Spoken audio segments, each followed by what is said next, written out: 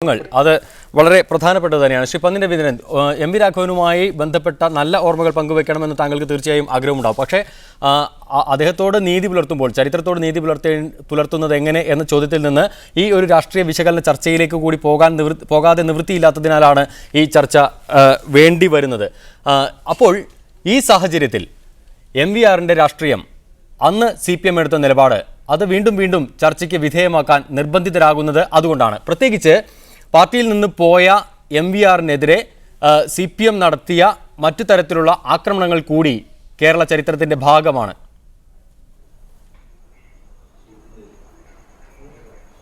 അല്ല, MVRന്റെ ജീവിതത്തെക്കുറിച്ച് പറയുമ്പോൾ അദ്ദേഹവുമായി ഒരുപാട് ബന്ധപ്പെട്ട് പ്രവർത്തിക്കാൻ എനിക്ക് കഴിഞ്ഞിട്ടുണ്ട്.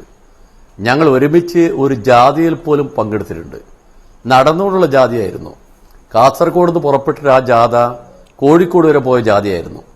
ആ ജാഥയിലൊക്കെ അദ്ദേഹം സഹപ്രവർത്തകരോട് പെരുമാറുന്ന പെരുമാറ്റ രീതി, ജാഥാംഗങ്ങളോട് മറ്റ് പാർട്ടിക്കാരോട് കാണുന്ന പെരുമാറ്റ രീതി, അദ്ദേഹം ഒരു സ്വാത്വികനായ നേതാവായിരുന്നു. എന്തൊക്കെ രോഷപ്രകടനം നടത്തിയാലും അതെല്ലാം ആത്മാർത്ഥതയോടുകൂടിയായിരുന്നു. ഒന്നും പുറം ആളുകളെ ബോധ്യപ്പെടുത്താൻ വേണ്ടിയല്ല. രണ്ടാമത്തെ കാര്യം, ഇവിടെ MVR വെറും ഒരു രാഷ്ട്രീയ പ്രവർത്തകൻ മാത്രമല്ല, ഒരു കർമ്മയോഗി കൂടിയായിരുന്നു എന്ന് പറയുന്നതിൽ തെറ്റില്ല. കാരണം എന്താ, അദ്ദേഹം രാഷ്ട്രീയ പ്രവർത്തനത്തോടൊപ്പം തന്നെ ഇവിടെ കേരളത്തിന്റെ ഈ ഇങ്ങേയറ്റമായ മലബാറിൽ, കണ്ണൂരിൽ വികസനത്തിന്റെ വഴി അദ്ദേഹം കാണിച്ചു. ആ വഴിയാണ് ആശുപത്രികൾ, ആ വഴിയാണ് സൊസൈറ്റികൾ. ഇവിടെ മെഡിക്കൽ കോളേജ് വന്നു, ഇവിടെ വിഷചികിത്സാ കേന്ദ്രം വന്നു, ആയുർവേദ ആശുപത്രി വന്നു, AKG ആശുപത്രിയുടെ പ്രധാനപ്പെട്ട സംഘാടകനായി. ഇവിടെ ഒരുപാട് മാറ്റങ്ങളുടെ പ്രധാനപ്പെട്ട കണ്ണിയാകുമ്പോഴും അദ്ദേഹം രാഷ്ട്രീയ പ്രവർത്തനത്തോടൊപ്പം തന്നെ ഒരു കാര്യത്തിൽ വ്യക്തമായിരുന്നു. വികസന പ്രവർത്തനത്തിലും നാട്ടിലെ ജനങ്ങൾക്ക് വേണ്ടുന്ന ആശ്വാസ പ്രവർത്തനത്തിലും അദ്ദേഹത്തിന് പങ്കാളിത്തമുണ്ടായിരുന്നു. അതുകൊണ്ട് ഒരു കമ്മ്യൂണിസ്റ്റുകാരെന്ന രീതിയിൽ ആത്മാർത്ഥയോടെ പ്രവർത്തിച്ച ഒരാളാണ്. അതുകൊണ്ടാണ് ഞാൻ നേരത്തെ പറഞ്ഞത്, പാർട്ടിയിൽ നിന്ന് പോയപ്പോഴും അഴീക്കോട് അദ്ദേഹം ജയിച്ചു വരാൻ കാരണം അതാണ്. ജനങ്ങൾക്ക് അദ്ദേഹത്തോട് ഒരു പ്രതിപത്തിയുണ്ട്, പ്രിയമുണ്ട്. അദ്ദേഹം പറയേണ്ട കാര്യം വളരെ ഷാർപ്പായി പറയും. അദ്ദേഹത്തിന്റെ വാക്കുകളൊക്കെ വളരെ കട്ടിയുള്ള വാക്കിലാണ്. ചോദ്യോത്തരത്തോടുള്ള പ്രസംഗം, ആ പ്രസംഗം കേരളത്തെ എല്ലാ ജനങ്ങളുടെയും മനസ്സിലുണ്ട്.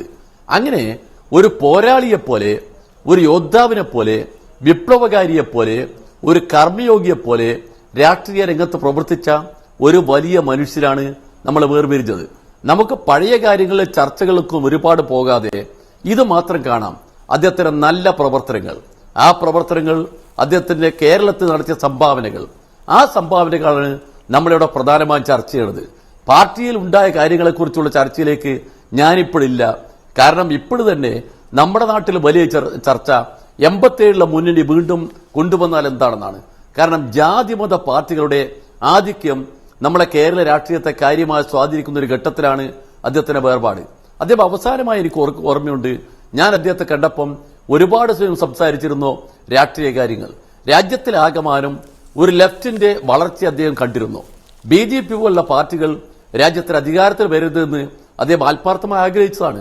മനസ്സിൽ വിപ്ലവത്തിലെ തീപ്പന്തവും കൊണ്ട് അദ്ദേഹം ശ്രീ MK കണ്ണൻ, തീർച്ചയായും ശ്രീ പന്നിന്റെ രവീന്ദ്രൻ പറഞ്ഞതുപോലെ ചരിത്രം നമ്മൾ വിശകലനം ചെയ്യേണ്ടി വരും. കാരണം MVR CPMന്റെ ഭാഗമായിരുന്ന ഒരാളാണ്.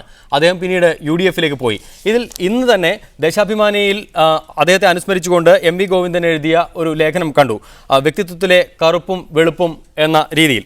അതിൽ പാർട്ടിയുടെ പ്രചാരകനും സംഘാടകനും മികച്ച പാർലമെന്റേറിയനും ആയതോടുകൂടി പാർട്ടിയുടെ സർവസ്വമാണ് താൻ എന്ന ഒരു ചിന്ത അദ്ദേഹത്തിൽ ഉടലെടുത്തു എന്ന് അദ്ദേഹം പറയുന്നു.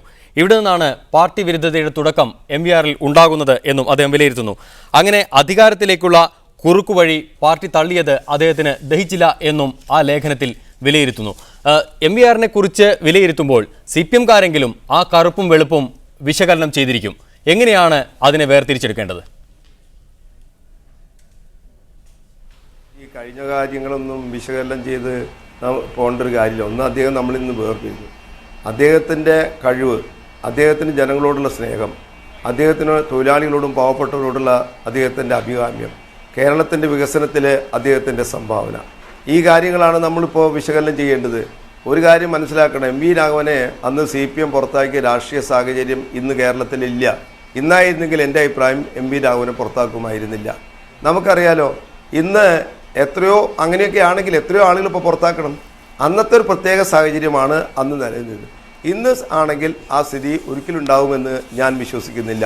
2, MVR അദ്ദേഹം UDF-മായി സഹകരിച്ചു. അതൊരു യാഥാർത്ഥ്യമാണ്. UDF-മായി സഹകരിച്ചു എന്ന് പറയുമ്പോൾ കേരള ചരിത്രത്തിൽ ഇടതുപക്ഷ പാർട്ടികൾ ആദ്യമാണോ UDF-ആയിട്ട് സഹകരിക്കുന്നത്? കേരളത്തിലെ ഇടതുപക്ഷ പാർട്ടികൾ ദീർഘകാലം UDF-മായി സഹകരിച്ച ഇടതുപക്ഷ പാർട്ടികളുണ്ട്. പിന്നീട് അവർ ആ തെറ്റുകൾ തിരുത്തി വീണ്ടും ഇടതുപക്ഷമായി സഹകരിച്ചു. MVR-ന്റെ അവസാനത്തെ കാലത്തെ ആഗ്രഹം, ഞാൻ അദ്ദേഹവുമായി 1970 മുതൽ എനിക്ക് അദ്ദേഹവുമായി ഏറ്റവും അടുത്ത ബന്ധമുണ്ട്. 80-ൽ ഞാൻ നിയമസഭ മെമ്പറായിരുന്ന കാലത്തും ഞാൻ ഏറ്റവും അടുത്ത് ബന്ധം സ്ഥാപിച്ചിട്ടുള്ളതാണ്. അദ്ദേഹത്തിൻ്റെ അവസാനത്തെ കാലത്തെ ആഗ്രഹം ഇന്ത്യയിൽ ഒരു ലെഫ്റ്റ് ഓറിയൻറ്റേഷൻ, ഒരു ഇടതുപക്ഷ യോജിപ്പ് വളർന്നു വരണം എന്ന് അദ്ദേഹം ആഗ്രഹിച്ചിരുന്നു. അതിൻ്റെ ഭാഗമായിട്ടാണ് നേരത്തെ സഹ പന്ന്യൻ രവീന്ദ്രൻ പറഞ്ഞതുപോലെ പരേതനായ സഹ ചന്ദ്രപ്പൻ, അതുപോലെ കാനം രാജേന്ദ്രൻ, അതുപോലെ തന്നെ പിണറായി വിജയൻ, ഇവരായിട്ടെല്ലാം തന്നെ അദ്ദേഹം അത് ആശയവിനിമയം നടത്തി. ശ്രീകണ്ണൻ, അതൊക്കെ നമ്മുടെ ചരിത്രത്തിന്റെ ഭാഗമാണ്, വ്യക്തവുമാണ്. തിരിച്ചെത്താൻ താങ്കളിലേക്ക്. ലീഗ് നേതാവ്, മുസ്ലിം ലീഗ് നേതാവ് ശ്രീ അബ്ദുറഹ്മാൻ രണ്ടത്താണി നമ്മുടെ ടെലിഫോൺ ലൈനിലുണ്ട്. ശ്രീ രണ്ടത്താണി, മുസ്ലിം ലീഗിന്റെ കൈ പിടിച്ചുകൊണ്ടാണ് MVR UDF-ലേക്ക് വരുന്നത്. അഴീക്കോട് സീറ്റ് നൽകിയതുൾപ്പെടെയുള്ള കാര്യങ്ങൾ ഓർത്തുകൊണ്ടാണ് പറയുന്നത്. എങ്ങനെയാണ് MVR-യുമായുള്ള സഹകരണം? UDF-ലിരിക്കുന്ന MVR-നെ എങ്ങനെ വിലയിരുത്തുന്നു? എടുക്കുന്ന തീരുമാനത്തിൽ പൂർണ്ണമായും വിശ്വാസ്യതയും ദൃഢതയുമുള്ള ഒരു നേതാവായിരുന്നു. MVR-ന്റെ ഒരു സവിശേഷതയായി കാണുന്നത് കമ്മ്യൂണിസ്റ്റ് പാർട്ടികൾ പക്ഷത്തു നിന്നുകൊണ്ടാണ് പ്രവർത്തിക്കുന്നത് എങ്കിലും ജനങ്ങളുടെ ദൈനംദിന വിഷയങ്ങളിൽ അതോടൊപ്പം തന്നെ അവരെ കാരുണ്യപരമായ പ്രശ്നങ്ങളിലൊക്കെ തന്നെ വലിയ ഇടപെടലുകൾ നടത്തിയിരുന്നില്ല.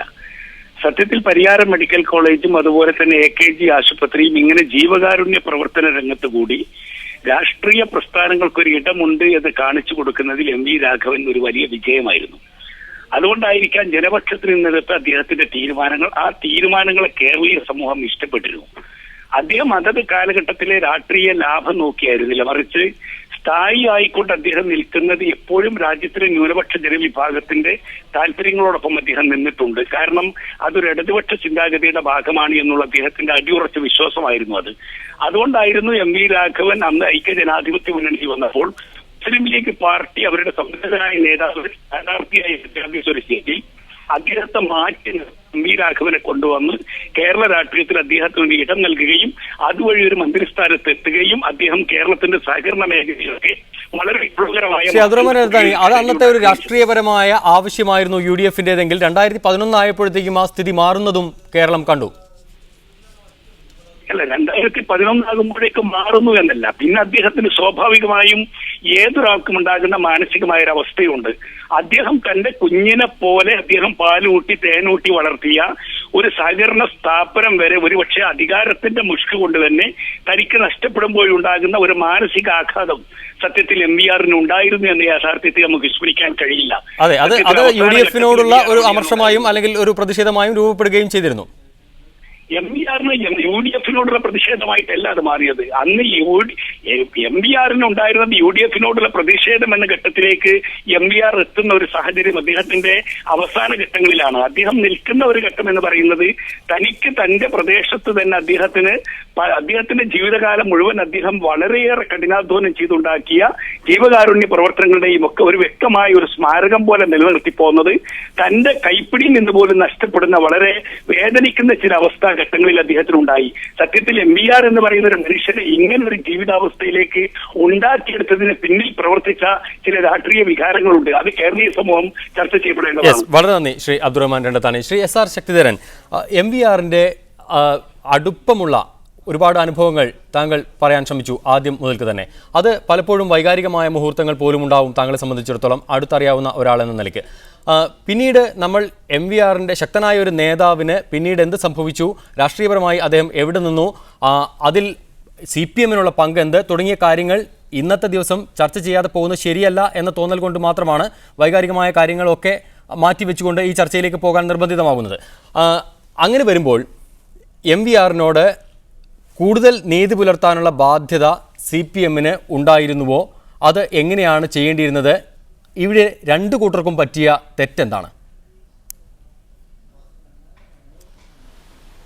ഇവിടെ നേരത്തെ സൂചിപ്പിച്ചതുപോലെ ഇതിൻ്റെ എല്ലാത്തിൻ്റെയും പിന്നിൽ ഞാൻ രാഷ്ട്രീയക്കാരനാണെങ്കിലും നമ്മുടെ രാഷ്ട്രീയ നേതാക്കന്മാർക്ക് എല്ലാവർക്കും ഒരുപാട് സ്വകാര്യ ആഗ്രഹങ്ങളുണ്ട്.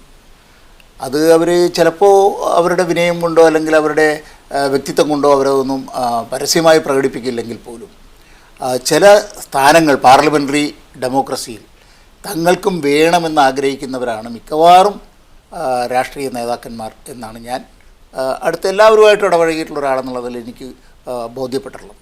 അങ്ങനെയുള്ള ചില ആശനിരാശകളൊക്കെ MVRനെ സംബന്ധിച്ചിടത്തോളം അന്ന് പാർട്ടിക്കകത്തുണ്ടായിരുന്നു എന്ന് കരുതുന്ന ഒരുത്തനാണ്. പല കാര്യങ്ങളിലും അദ്ദേഹം അത്രയും കാലം ആയിട്ടും അദ്ദേഹത്തിനൊരു മന്ത്രിയാകാനായിട്ട് കഴിഞ്ഞിരുന്നില്ല എന്നുള്ള വലിയ മനോവ്യത ഉണ്ടായിരുന്നു എന്നുള്ളത് കൂടെ നിന്നവർ മനസ്സിലാക്കിയില്ലായിരിക്കും. പക്ഷേ അത് അദ്ദേഹത്തിൽ ഉണ്ടായിരുന്നു എന്നുള്ളത് പിന്നീടുള്ള അദ്ദേഹത്തിൻ്റെ പ്രവർത്തനങ്ങളിൽ നമുക്ക് ബോധ്യപ്പെടുകയും ചെയ്തു. ഇതെന്തിനാണ് ഇതെല്ലാം കാണിക്കുന്നത്? അധികാരത്തിലേക്ക് വരാനാണ്. ഇപ്പോൾ മുസ്ലിം ലീഗുമായിട്ട് ചേർന്നുകൊണ്ട് വേണം അന്നത്തെ കാലത്തെ പാർട്ടി പ്രവർത്തിക്കേണ്ടത് എന്നുള്ള ഒരു ബദൽ രേഖ സൃഷ്ടിച്ചു കൊണ്ടുവന്ന് എന്തിനാ? അധികാരത്തിലേക്ക് വരാൻ വേണ്ടിയിട്ടാണ്. വേറെ എന്തിനാ? അതിന് വേണ്ടിയിട്ടായിരുന്നില്ല, അല്ലാതെ വിപ്ലവം നടത്താനൊന്നും ആയിരുന്നില്ലല്ലോ. അതിൽ കൂടെ ജനങ്ങൾക്ക് കുറച്ച് കാര്യങ്ങൾ ചെയ്തു കൊടുക്കാൻ കഴിയുമെന്നുള്ള വിശ്വാസത്തിൻ്റെ അടിസ്ഥാനത്തിലാണ് ഇവരെല്ലാവരും രാഷ്ട്രീയത്തിൽ പ്രവർത്തിക്കുന്നത്. അങ്ങനെ പ്രവർത്തിച്ചു വന്ന MV രാഘവന് അന്ന് പറ്റിയ അപകടം എന്ന് പറയുന്നത് അദ്ദേഹത്തെ പലരും തെറ്റിദ്ധരിപ്പിക്കാനുണ്ടായിരുന്നു. അദ്ദേഹത്തെ പലരും തിരുവനന്തപുരം കേന്ദ്രീകരിച്ചു കൊണ്ട് തന്നെ പലതരത്തിലുള്ള തെറ്റിദ്ധാരണകളും വരുത്തുന്ന രീതിയിലുള്ള മറ്റേ അഭിപ്രായ പ്രകടനങ്ങൾ ചർച്ച ചെയ്യാറുണ്ടായിരുന്നു. ഇതൊക്കെ വന്ന് ഭവിച്ചതിൻ്റെ ഒരു അവസാന ഫലമായിരുന്നു അത്. അവസാനം ഈ പ്രസ്താവന ഇറക്കി പോകുന്ന ദിവസം കേരള നിയമസഭയുടെ അവിടെ വെച്ച് ഞാൻ MVRനെ കണ്ട്, ഞാനന്ന് ദേശാമാൻ്റെ ലേഖകനാണ് ഇവിടെ, അതുകൊണ്ട് ഞാൻ MVRുമായിട്ട് നല്ല ബന്ധവും ഉണ്ടായിരുന്നു, പേഴ്സണൽ ബന്ധം തന്നെ ഉണ്ടായിരുന്നു. പക്ഷേ MVRൻ്റെ ഈ വക കാര്യങ്ങളോടൊന്നും ഞാൻ യോജിക്കാൻ പോയിട്ടില്ല. അത് മറ്റൊരു കാര്യമായിരുന്നു. MVRനോട് എൻ്റെ അഭിപ്രായങ്ങൾ ഞാൻ തുറന്നു പറയുകയും ചെയ്യുമായിരുന്നു. അങ്ങനെ പറഞ്ഞുകൊണ്ടിരിക്കുന്ന അതുകൊണ്ടും ഒരു സ്നേഹം അദ്ദേഹത്തിന് എന്നോട് ഉണ്ടായിരുന്നു എന്നാണ് ഞാൻ മനസ്സിലാക്കിയിട്ടുള്ളത്. കാരണം അദ്ദേഹം ഇതൊക്കെ വിട്ടുപോയി പാർട്ടിക്കെതിരായി പ്രവർത്തിച്ചു കൊണ്ടിരുന്ന കാലത്ത് അദ്ദേഹവും എന്നോട് കാണിച്ചിട്ടുള്ള സ്നേഹപ്രകടനങ്ങളും കാര്യങ്ങളൊക്കെ കൊണ്ട് ഞാൻ വിലയിരുത്തുന്നത് അങ്ങനെയാണ്. അപ്പോൾ അങ്ങനെയുള്ള ഒരു വ്യക്തിത്വം ഉണ്ടായിരുന്ന ഒരു മനുഷ്യനായിരുന്നു. ഈ കേരളത്തിലെ യുവജനങ്ങളെ ഇതുപോലെ അട്രാക്റ്റ് ചെയ്യാൻ കഴിഞ്ഞ ഒരു നേതാവ് അന്ന് CPM ഇല്ല. അത്ര കണ്ട് എല്ലാവരും ഒരു ഘട്ടത്തിൽ പാർട്ടി തന്നെ വല്ലാതെ അങ്കലാപ്പിലായ ഒരു ഘട്ടമായിരുന്നു. കാരണം ഈ യുവാക്കളെല്ലാവരും കൂടി ഈ MVRൻ്റെ കൂടെ പാർട്ടിയിലേക്ക്, അദ്ദേഹം ഉണ്ടാക്കുന്ന പാർട്ടിയിലേക്ക് പോകുമോ എന്ന് പാർട്ടിയുടെ നേതൃത്വം അന്ന് വളരെയേറെ സംശയത്തോടുകൂടി വളരെയേറെ ആകാംക്ഷയോടുകൂടി നോക്കിക്കൊണ്ടിരുന്നൊരു ഘട്ടമായിരുന്നു. അതിനെ അത്തരത്തിലുള്ള ഒരു ഡീവിയേഷൻ പാർട്ടിക്ക് ഉണ്ടാകാതെ സംഭവിച്ചത് അന്നത്തെ പാർട്ടി നേതൃത്വത്തിൻ്റെ ഒരു മിടുക്കുകൊണ്ടാണ്.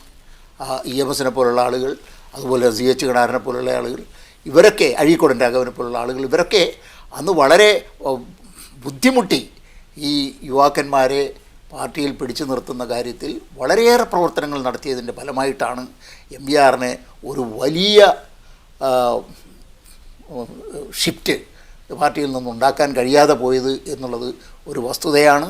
അങ്ങനെയൊക്കെയുള്ള ഒരുപാട് കാര്യങ്ങളിൽ അദ്ദേഹത്തിൻ്റേതായിട്ടുള്ള വ്യക്തിത്വം അദ്ദേഹത്തിന് തെളിയിക്കാൻ കഴിയുന്ന സന്ദർഭങ്ങൾ പലതും നഷ്ടപ്പെടുത്തിക്കൊണ്ടാണ് അതിൻ്റെ അവസാനം അതുതന്നെയായില്ലേ. MVRനെ അവസാനമാകുമ്പോഴേക്കും ഈ UDFൻ്റെ കൂടെ പോയതിൻ്റേതായിട്ടുള്ള തിക്തബലങ്ങൾ അനുഭവിക്കാൻ